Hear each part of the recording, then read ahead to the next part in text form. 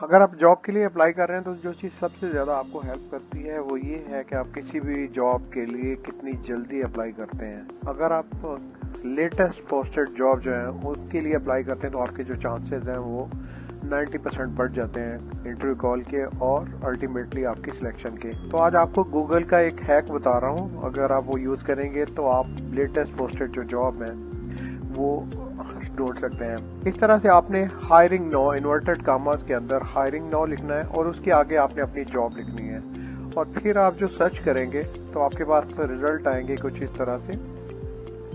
अब यहाँ से टूल्स के अंदर आप जाएं और टूल्स के अंदर जाके आप पास्ट 24 आवर्स तो इसको सर्च करें।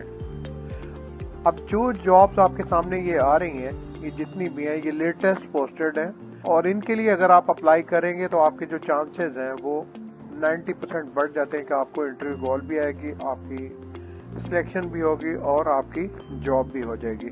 तो इसको यूज़ करें। इसके अलावा लिंक्डइन, इंडीड वगैरह के भी हैक हैं, वो मैंने दूसरी वीडियो बनाई हुई है, आप वहाँ पे आके देख सकते हैं और अपने लिए जॉब हासिल करने में ये चीज़ें आप हेल्प कर सकते हैं। Thank you very much.